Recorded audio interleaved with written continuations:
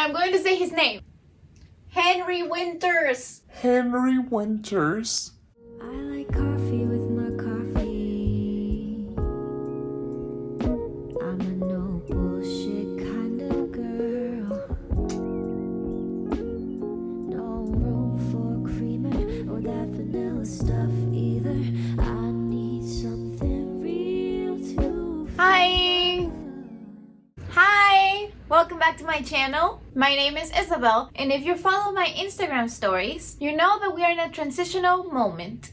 This is why we're here in my parents' house, but I really need to talk to you about The Secret History by Donna Tartt. The Secret History, first published in 1982 by Donna Tartt, is extremely hyped in the book community. It's literally everywhere. If you haven't seen a picture of it next to a beautiful mug with black coffee in it and a gorgeous girl with a black turtleneck, then we're definitely running in different circles. So if this is the case, let me tell you why is The Secret History everywhere and why you should read it, even if you're not really into dark academia. First of all, it's a murder detective story. Since the beginning of the book, we know that there's a murder coming by the group of students that we're barely starting to know. And then we are left wondering the reasons behind this murder and why would they kill their friend. From that point on, we are suspicious about them, but we also can't help to be extra interested in them and the whole dynamics of the group.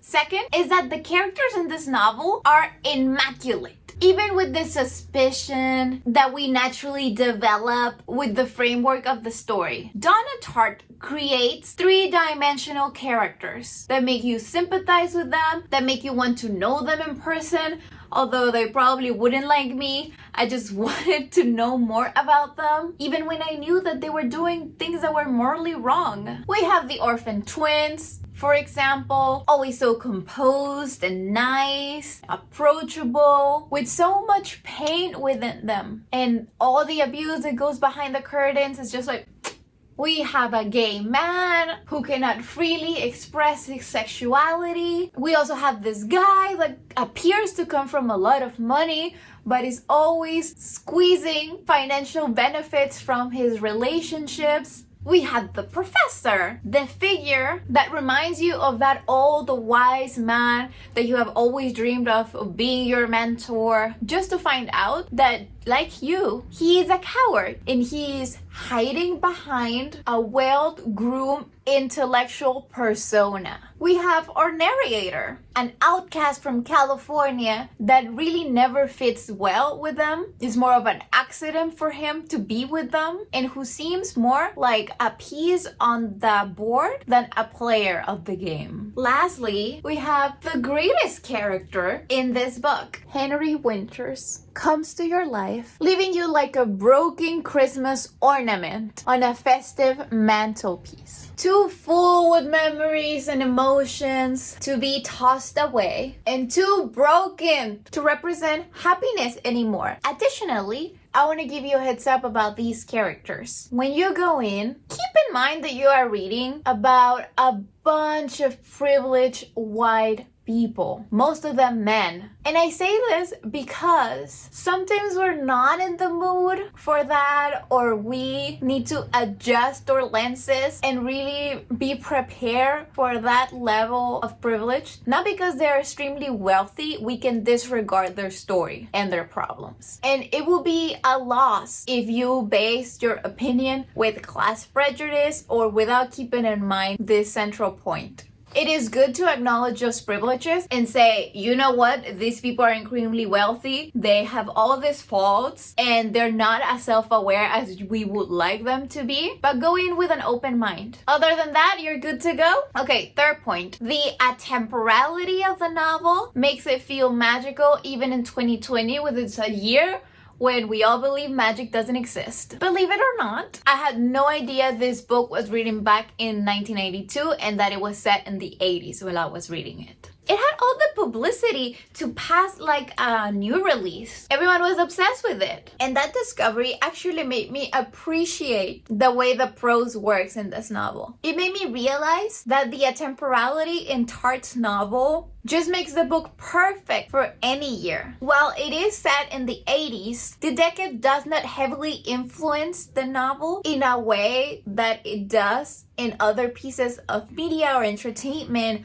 when it is set in the 80s and it's a big thing that is set in the 80s because it can't work anywhere else. The Secret History just exists in this bubble that it might as well be a dystopian world that no one knows and it will still feel authentic. That perfect balance of a temporality for me made me want to escape to a time of typewriters and tweed jackets and of course handwritten letters, because all good detective stories have a typewriter and a dark character. Fourth, The Secret History echoes what we all need to remember about literature and its power. Even when it's not a story about literature, literature is what sets the story on motion. Our characters are heavily influenced by their major and the things that they read constantly, that they try to do a Dionysian rite. Classics reign the story of The Secret History with that simple premise. The cult of Dionysius is king in the characters' minds. And there is something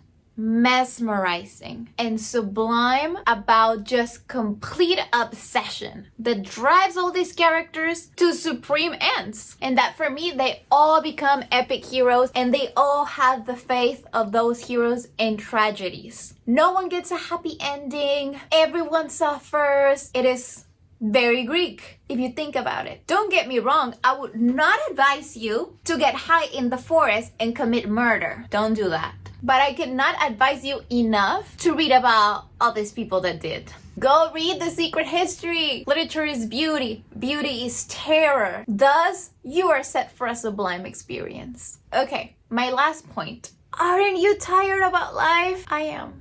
Don't you want to escape and see how our narrator's life gets changed all of a sudden? Don't you want to meet Henry Winters and know why my heart aches every time I think about him? The Secret History is experiencing a renaissance of popularity after being a hit when it was published. It is so special for a book to be remembered and loved so ardently after so many years for new generations that you really need to get going with that. It seems obscure, but at the same time it's extremely popular.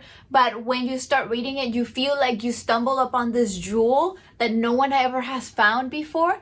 And you just feel like, have this secret. You're a participant of this beautiful piece of literature. It's just that there's something so incredible about The Secret History that you need to go read it. Even if you don't like it, even if you hate it, you have to read it and tell me your opinion. I think we can agree that there has its special moments. And as always, with every book I recommend to you, I am completely open for more discussion and commentaries. That's all for me. Thank you for watching. Keep reading, and when you're not, follow me in all my social media, especially in Instagram, because I am very active there in the stories, and because I upload IGTVs with special recommendations about books that are not here in the channel. If you have heard me mention a book but I didn't upload a book digestion about it, you can go check Instagram and it's probably there, or it can be there if you ask for it. But that's all. Bye!